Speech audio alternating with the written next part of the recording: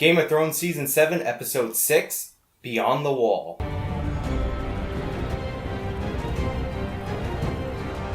Alright, so I'm going to keep this review pretty short. We don't have a lot of predictions to go over because when I was filming my last review, I had already heard about the leak, so it takes the fun out of predicting what's going to happen. The one thing I vaguely said is I predicted that there would be a conflict between Sansa and Arya. I predicted that Arya would confront Sansa.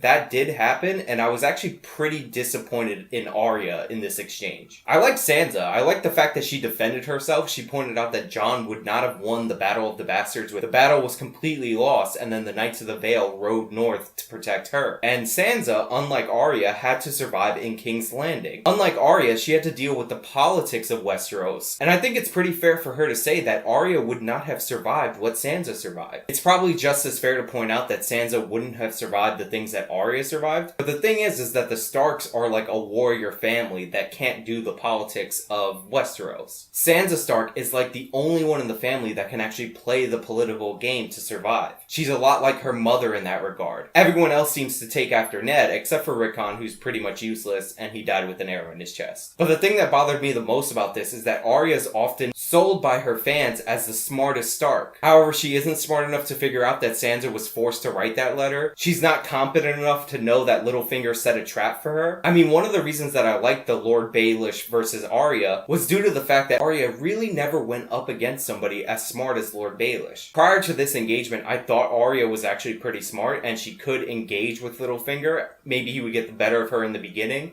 but she would figure it out somewhere along the way.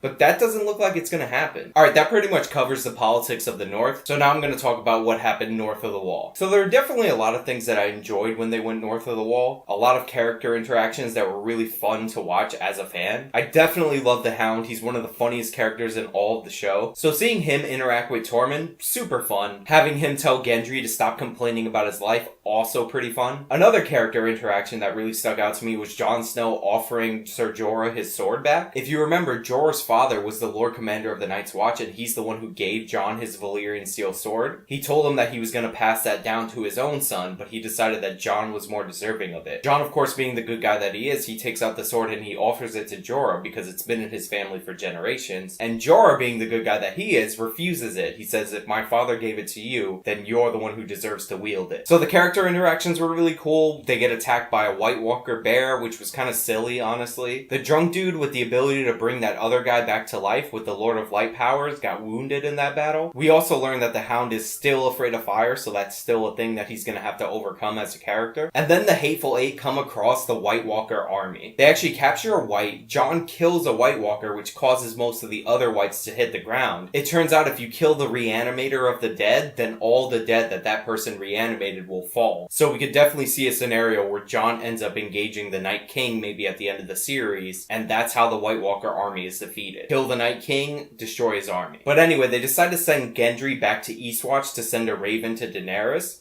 and they get trapped on a lake. Now this is where that criticism of Game of Thrones about how they're sloppy with time really comes into effect. What I'm told is that it takes 3 to 4 days for a raven to fly from Eastwatch to Dragonstone. Now a lot of nerds say that this is totally fine because the ice cracked around Jon and his group, separating him from the White Walkers, and since it takes 3 to 4 days for ice to freeze over, the time frame for Daenerys to come and save the day aligns perfectly. But here's the problem. The White Walkers have control over ice. We've seen them time after time show up at a place and literally start freezing stuff. In fact, the White Walkers fight with ice spears, and when an ice spear hits a normal weapon, it actually freezes it and shatters it instantly. So how are you going to tell me that the White Walkers couldn't refreeze over the ice if they really wanted to? Look, I enjoyed this episode and I really liked the scene of the dragons versus the Whites and Daenerys actually seeing the White Walkers for herself. I just think instead of trying so hard to make the time line up, it would have made much more sense that the Night King was waiting for a dragon. Speaking of the Night King, has there ever been a villain in the history of television with such presence every time he steps on screen? We've only really seen the Night King a handful of times throughout the series. But every time he's there, he's impactful and intimidating. And this time was no exemption. The dude one-shot a dragon. Now, I did think that one of Daenerys' dragons would fall this season, or maybe at the beginning of next season, and that the White Walker would resurrect him. So for me, seeing this happen was pretty damn cool. But this also makes the story and the conflict better. A lot of people believe that Daenerys was just gonna roll over everything with her dragons.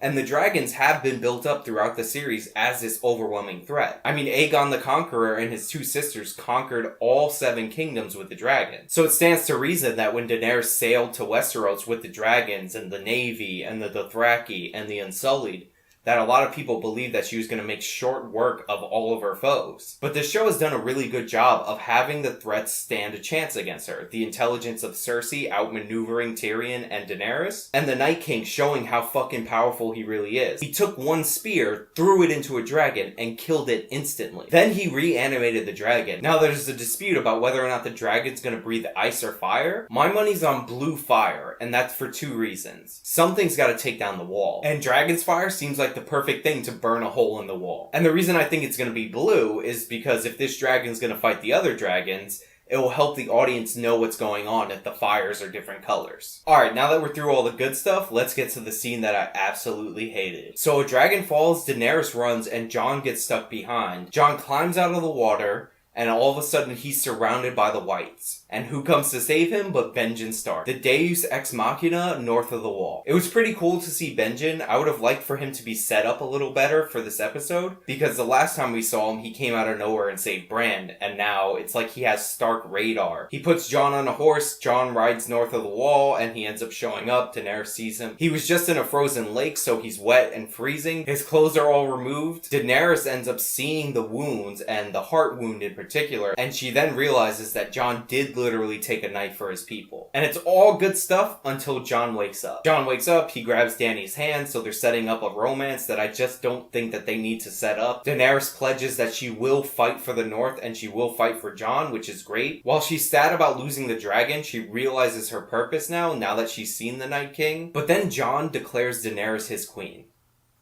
Like, seriously. No true king but the king in the north. What happens when Lyanna Mormont doesn't bend the knee to Daenerys? Are we gonna see little Lyanna get burned? Because that's what Daenerys does to people who don't bend the knee to her. She burns them. I mean, if you've been following my reviews, I've been saying for a long time that I think Daenerys is being set up to turn into a villain. So it really pisses me off that Jon basically bent the knee to her. Also, it was completely unnecessary. The only reason Jon would have to bend the knee to Daenerys was to get her support north of the wall. She already pledged her support to him, so why would she do that? It would have made a lot more sense for Daenerys to refuse that, and since they are building towards a romance anyway, for her to propose that they get married, and that's how the North is brought into the fold. I don't know, that scene just really fucking pissed me off. As for the preview in the next episode, we see everybody reuniting in one place. Daenerys is conspicuously absent in the preview, but I think she's gonna fly in on a dragon after everything's kind of all settled. I think the talks are gonna go pretty poorly, and then somebody's gonna release one of the whites so everybody can see that the dead are being reanimated. I feel like we might get a showdown between the Hound and the Mountain, because we know for a fact that the Hound is there, and Cersei is always hanging around the Mountain. And that conflict has been a long time coming, so I think that this is gonna be our last chance to see it. I do think Daenerys will eventually show up to the meeting on the back of a dragon. It just doesn't make a lot of sense for her, knowing Cersei's reputation, to show up with everybody else. But if you think about it, Cersei's the queen and she's there, so Daenerys, the other queen, should be there. And basically what I think is gonna happen, Cersei's gonna spring a trap on Daenerys right then and there, like a Red Wedding style trap. And the other thing I think might happen is that they'll reach an agreement, but Cersei will tell Jaime after the fact that they're not going to follow through on it. And basically, she's going to tell all the Lannister forces to kill Daenerys at the very first chance that she gets. Basically, this is going to cause a divide between Jaime and Cersei, because Jaime's going to see the White Walkers as a legitimate threat, and Cersei's going to see the White Walkers as an opportunity to get rid of Daenerys and maintain her claim to the throne. Anyway, that's all I really have for you guys today. This has been my review of Game of Thrones Season 7, Episode 6. Till next time.